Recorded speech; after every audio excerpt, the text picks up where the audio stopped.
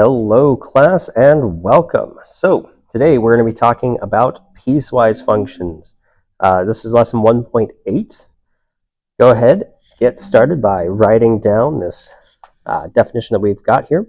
A piecewise function is made up of two or more functions, each with its own domain. Go ahead and pause the video so you can get some stuff written down. So now let's go ahead and take a look here at this first piecewise function that we get. So why would we care about piecewise functions? Primarily, what we care about with it is this is how we talk about things like taxes. Here in the US, we have a very progressive tax system where your amount that you're taxed is dictated based on being within certain income ranges. So you have different functions that define how much you're going to be taxed based on where you're at in the income bracket. Now, we're not going to get into anything quite as complicated or ugly as taxes, but this is the concept that you would use if you chose to dive into that yourself. So, how do we do it? Well, first things first, we notice what the question is asking. So, given f of x, and this is how we write it. We've got this big curly bracket. Excuse me. And then they tell us that you use this function if your x value is less than -2, and you use this function if your x value is greater than or equal to -2. And then we're finding each value, so we're evaluating here. So go ahead, pause the video, and give these a shot. These you should be able to do. This is what we were just quizzed on last class. All right, so let's go over these real fast. So f of -5. We have to ask ourselves, do we know where -5 is? Is -5 less than -2, or is -5 greater than or equal to -2? Hopefully you agree it is certainly less than, because -5 is more negative. It's further down on the line. So we're going to use that first equation. -5 squared minus 1. -5 squared is 25, minus 1 is 24. Now go ahead. I want you to take a look at B and C now. If you had a moment of, oh my God, that's how you do it. Go ahead, pause the video here and double check those answers to B and C. All right, now real quick, let's just hop through these. -2 is equal to, so we've got to use this one. So f of -2 equals 5 times -2 plus 3, which is -10 plus 3, gives us -7. Make sure if you are feeling stuck on this at all, come into office hours before school or during lunch on Monday. That'll be the next time I will be available. But at this point, you should be starting to feel really good with what we're doing. 7, certainly greater than -2, so we're going to use that 5 times x plus 3 equation. 35 plus 3 equals 38. In my opinion, I think piecewise functions are kind of fun because they take this idea of one function and mix it with others without getting absurdly hard. We're just taking the skills that we've been building all year, and now we're just doing it where you have to critically think, is this value in this domain? So let's take a look at this one. On this one, what I want you to do is give it a shot. All I'm going to do is I am only going to put the answers themselves. This one is a check. I want to see if you get it. If you don't, if you are sitting there and you get only one of these correct at most, if you get 2 or 3 right and you miss one, that's fine. But if you only get 1 or 0 correct, make sure, clear your schedule, come in and talk to me. If we catch stuff like this early, we just had our last quiz, so now we're in a new quiz branch. If we catch it early, it will be a lot easier than if we wait until later in the quarter. So go ahead, pause this video, and try out A, B, and C. All right, so g of 2 should equal 25. G of negative 1 should equal 0. And g of negative 6 should equal 0. So go ahead, self-grade yourself, and just off to the side in your notes, right, I got blank out of blank. So I generally will do it like this, 3 out of 3, yeah. But whatever you got, you don't have to share it with anyone. This is just for you. But if this number, if you're sitting there and you're like, I got 1 out of 3, or I got 0 out of 3, come in and see me. Come get help. I promise I am not scary in office hours. It's just a time where you can ask questions and you don't have a classroom full of people behind you who you are maybe worried. They're going to think, oh, I'm stupid. One, trust me, no one does. If you have a question, if you're confused, I would bet heavily at least 3 to 5 other people have the exact same question and aren't raising their hand either. But that's where office hours comes in handy. There's no one in here. You can just ask and you don't have to worry. And I'm not going to judge. So hopefully at this point you're like, yes, this feels great. If not, we're going to just keep doing problems. Step 4, here on this one, number 3, is a little bit different. So we're going to do this one together because now we're graphing it. So if you need to make a table, go ahead. If you feel great with graphing, great, do it. So I'm going to add in a blue line just for separating because we see both of these functions are defined around x is negative 3.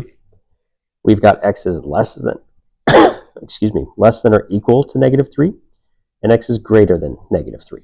So I'm just going to put in a line at negative 3. 1, 2, 3.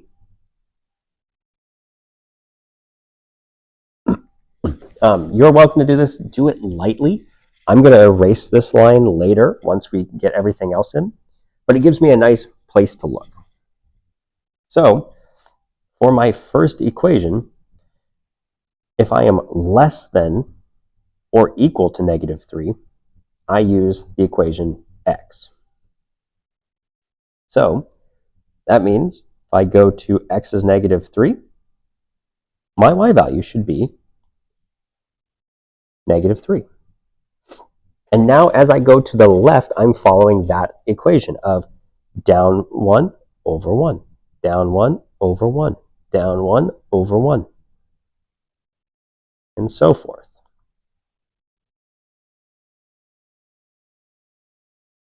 And I've got a line that looks like this. And this is a great time to remind you, if you're graphing something, I want to see those lines get all the way off the paper. I want them off the grid here. Now, going the other way, first off, I know since this is a strictly greater than, whatever the value would be at negative 3, I'm going to put an open dot because it doesn't exist there. I can get as close as I want, but it doesn't exist at negative 3. So if we take this thing, I'm going to use the tricks of graphing that I know that this is plus 1, and I have a slope of down 2 over 1, which means going the other direction, it would be up to left 1, up to left 1.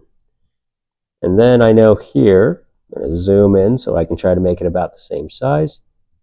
This one would be an open circle. And then I just draw my arrow all the way out.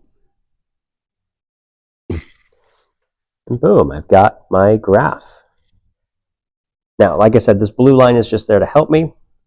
I'm going to get rid of it now, and this is what this graph should look like. Kind of weird looking, I know. But from here, we should hopefully be going back and like, yes, I can talk about domain and range because that was something that felt good. So the domain of this function, is there any x value that it's never defined for? And the answer is no. You should also be asking yourself, I'm going to add that blue line back in. I'm going to use it as my vertical line test. So first off, when I'm over here, that arrow is going on forever, which means my domain is going to be negative infinity.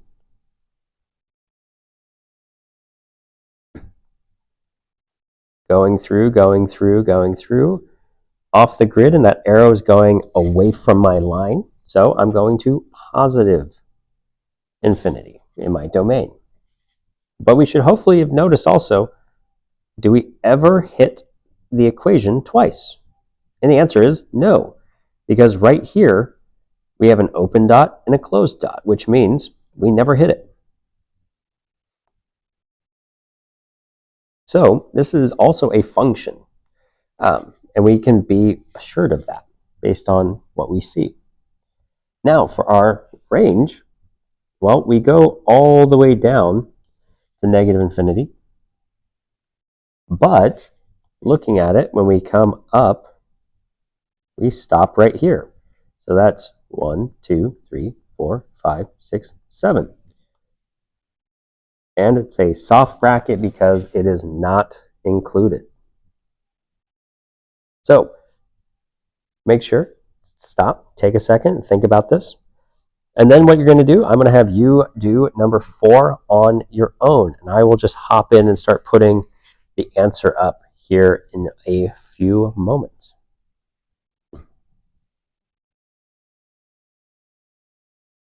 All right, so graphing this thing.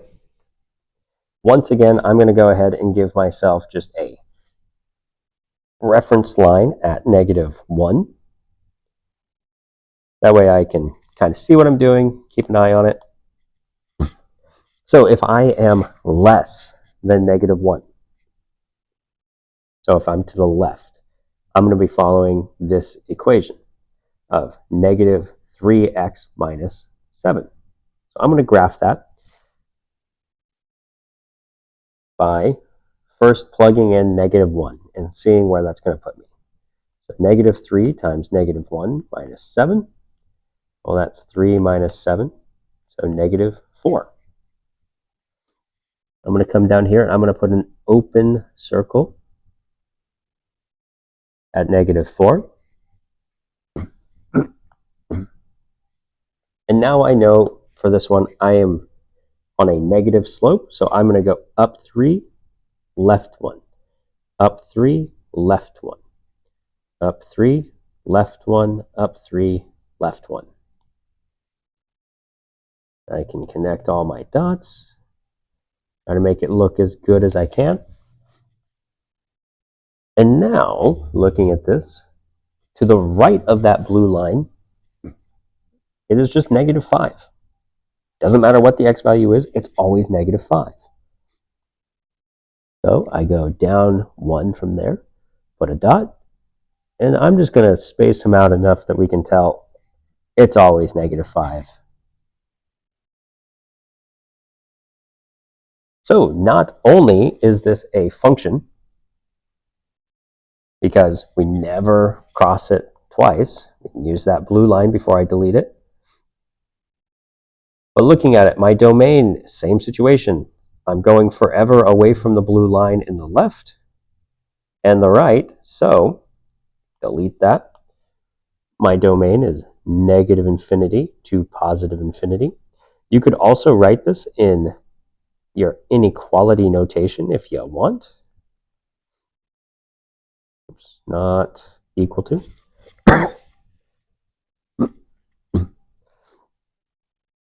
So if you want to use that inequality notation, that is A-okay with me.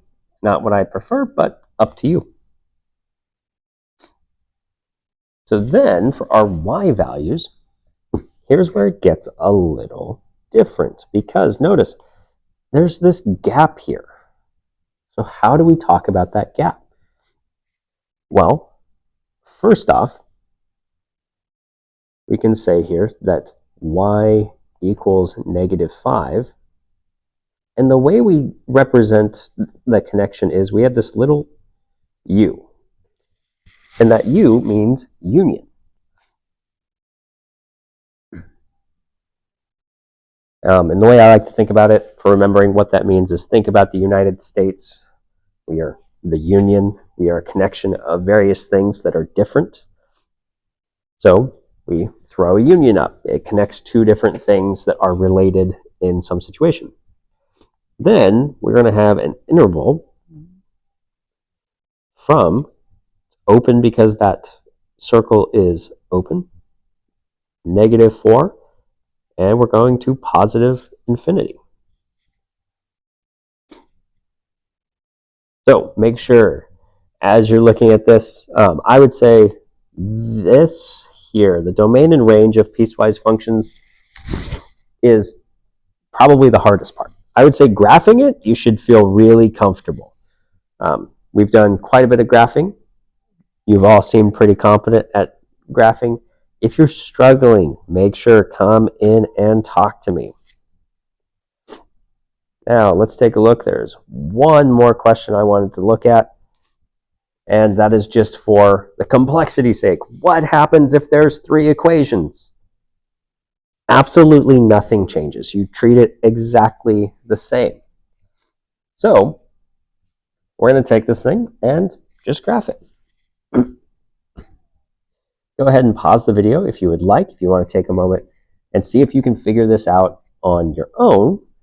1, 2, 3.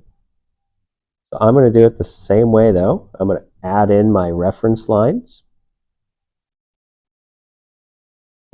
Now I apologize, the bell's going to ring here in just a moment, so I'll stop talking when it does, but I apologize if it comes in on the audio.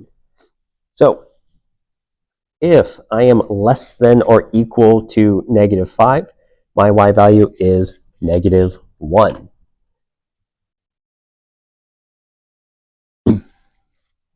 So I come in here, it's less than or equal to, so it is a closed dot.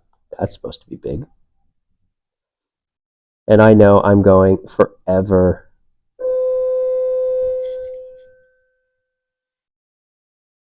off to the left. Now, between my two reference lines, notice I'm closed on both sides. So, since I'm open on both sides, my apologies. Since I'm open on both sides, I'm going to take and just graph this between these 2 points. I'm going to have open circles on the edges. So, I go down 3, I put a dot, and I'm going to be going down. So I have a negative slope. So I'm going to have an open dot here, and I'll put a bunch of closed dots in the middle just so we can see our pattern nicely. And then we just connect between those.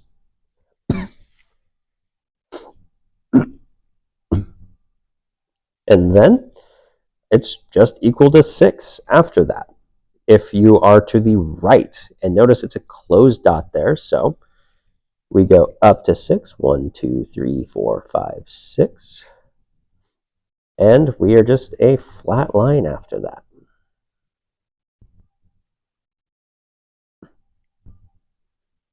So I'm going to leave you here with this. Your homework assignment is the green assignment 1.8. Should look very similar to this, but I want to leave you plenty of time to be able to work on it during class. And make sure if you are feeling confused, if you're feeling lost, come into office hours and talk to me so we can get everything where you're feeling pretty good. Thank you so much and have a great rest of your day. I'll see you next week.